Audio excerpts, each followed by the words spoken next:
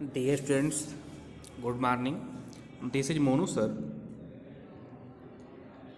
Today we will read the poem The Trees, which was composed by the American poetess Adrienne Rich. So let us start our first question, that is, where are the trees in the poem found? Option number A, in the garden, B, in the forest, C, in the house, D, all of the above। इसमें से आप देखेंगे जो आपका option number C है, कौन सा option number है? ऑप्शन नंबर सी, थर्ड, वो राइट है। ओके, चलिए हम लोग समझते हैं अब इस जो क्वेश्चन है इसमें कह क्या रहा है। कह रहा है कि where are the trees in the poem found, यानी इस कविता में ट्रीज कहाँ पाए जाते हैं।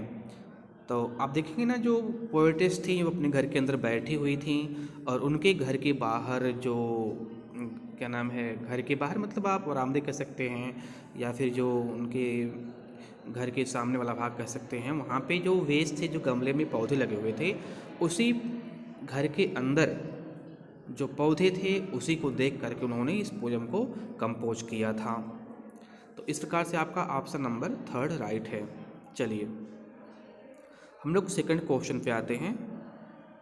सेकंड क्वेश्चन है, what type of the plants are mentioned in the poem. इस कविता में किस पौधों का, किस प्रकार के पौधों का जिक्र किया गया है। ऑप्शन नंबर है decorative plants, B painted plants, C both A and B, D none of the above. तो आप देखेंगे ना, इस जो क्वेश्चन नंबर आपका सेकंड है उसमें आपका ऑप्शन नंबर सी सही है।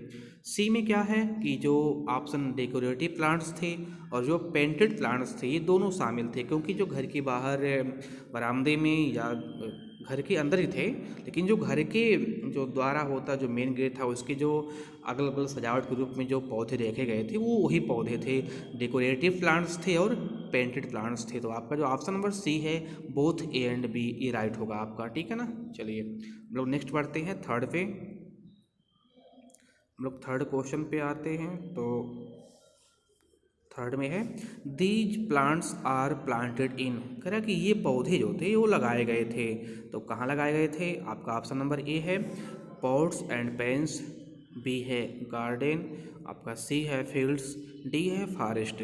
तो अभी आपको हमने बताया ना कि जो पोर्टेस हैं उनके घर के जो बाहर बरामदे थे या फिर जो द्वारा आप कह सकते हैं, वहाँ पे जो पौधे लगे हुए थे वो पॉट्स में थे। पॉट्स एंड पेन्स का मतलब नहीं, जो तसला होते हैं, जो गमला होते हैं, उसी को बोलते हैं।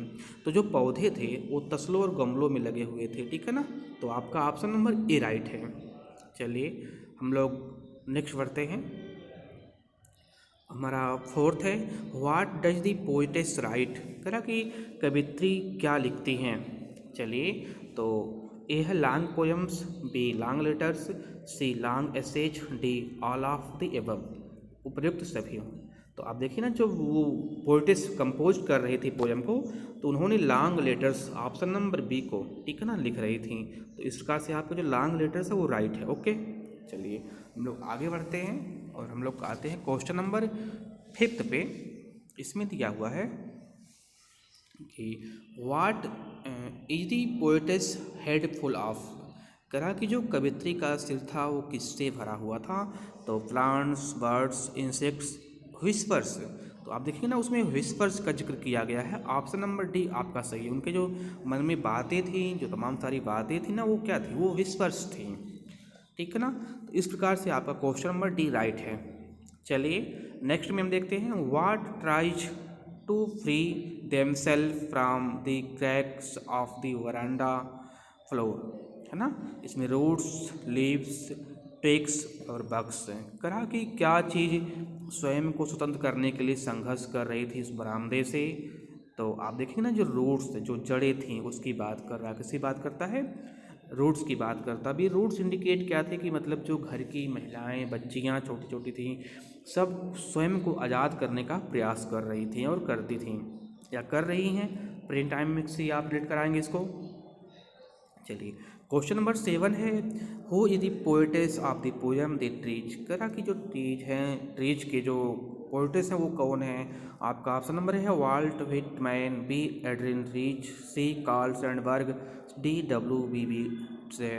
इसमें आप देखेंगे ना, आपका ऑप्शन नंबर जो बी है एड्रिन रीच हैं, यही आपके क्या हैं, इसकी राइटर हैं, जो पोइट्स हैं यही है एड्रिन रीच हैं। तो इस तरह से आपका ऑप्शन नंबर बी राइट है। चलिए क्वेश्चन नंबर हम 8 में आते हैं। 8 में what are the trees compared to, कह रहा है कि जो ट्रीज है उनकी तुलना किससे की गई है? तो insects, B newly discharge patients, birds और डी चिल्ड्रेन। इसमें आप देखेंगे ना, जो आपका न्यूली डिस्चार्ज पेशेंट्स है इसकी तुलना की गई है उस पौधों से, ठीक है ना। तो आपका ऑप्शन नंबर ये राइट होगा, बी। चलिए नेक्स्ट है व्हाट हैड बीन एम्प्टी, क्या खाली हो गया है? तो आप देखेंगे ट्रीज, फॉरेस्ट, हाउस, वर्ड। तो इसमें से आप देखेंगे जो फॉरेस्ट है ये क्या है, ये खाली हो गया है, ठीक है ना, ये खाली है। आपका ऑप्शन नंबर 20 राइट है। चलिए 10th है name the literary device use in the moon is broken like a mirror. इसमें आपको पूछ रहा है कि the moon is broken like a mirror, इसमें कौन सा फिगर ऑफ स्पीच है? तो metaphor, B simile, D alliteration, D imaginary. अब देखिए ना, जहाँ पर भी एज, एज, सो एज और लाइक एज का प्रयोग होता है या लाइक का प्रयोग होता है, उसमें क्या होता है ना कि आपका सिमिल होता है। तो आपका जो ऑप्शन नंबर बी है वो राइट है, ठीक है ना। चलिए इस तरह से हमारा आज MCQs हो गया दी ट्रीज का। मुझे उम्मीद है कि आपको ये MCQs समझ में आए होंगे, और फिर हम मिलते हैं आपको अगली वीडियो में। तब तक के लिए जय हिंद, जय भारत।